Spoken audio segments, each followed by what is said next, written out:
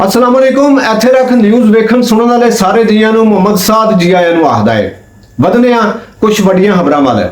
लहंदे ते चढ़दे पूरे पंजाब विच कहर वसांदी गर्मी तों राहत लभण दी महकमा मौसमियात ने आस दवा दी है। महकमा मौसमियात के मुताबिक भलके तों पूरे पंजाब विच बदलवाई हो सकती है, जिहड़ी कि पूरे हफ्ते तक जारी रह सकती है। रानीपुर विच पीर दे हथों कतल होने वाली कुड़ी फातिमा दी मां दा पुलिस उते वड्डा इल्जाम।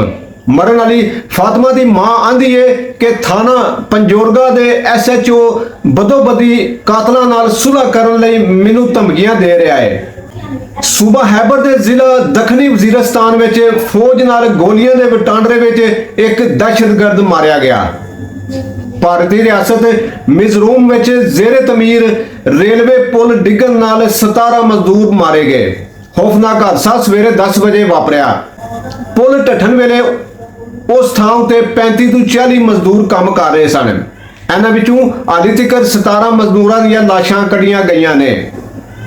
सूबा बलोचिस्तान दे जिला कीच दे इलाके मंद विचों 3 अनपछाते जणियां दीयां लाशां मिलियां। जिली इंतजामिया मुताबिक अज तड़के सड़क के कंढे उतों 3 जणियां दीयां लाशां मिलियां ने, जिन्हां नूं गोलियां मार के ते जानू मारिया गया सी। इन्हां 3 जणियां दे हत्थ पिछे बन्ने हुए सन ते उन्हां नूं पहला मारिया कुटिया भी गया सी। अज पाकिस्तान की नवी कार्यकारी सरकार नूं पूरे 1 दर्जन दिहाड़े हो गए ने ते इन्हां 12 दिनों विच अमरीकी डॉलर नूं खंभ लगी जा रहे हैं। हुण तक अमरीकी डॉलर के मुल विच 10 रुपये तक वाधा हो चुका है। इंटरबैंक विच अज 1 डॉलर का मुल 293 रुपये ते 64 पैसे तक अपड़ गया है। भारत के राजगढ़ नई दिल्ली विच होने वाले G20 सम्मेलन तो पहला ही हिंदू ईसाई फसादात छिड़ गए। ईसाइयां उत्ते होने वाले हमले मणिपुर तो शुरू हुए सन अते दिल्ली तक जा अपड़े।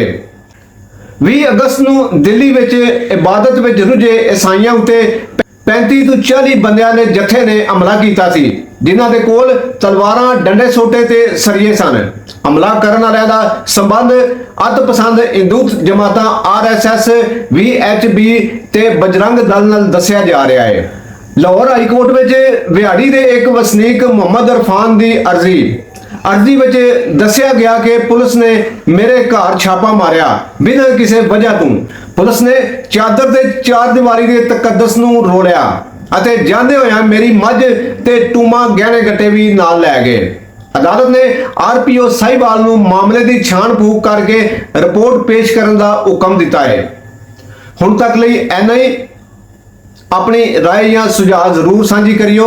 असीं मिलांगे फिर। रब राखा।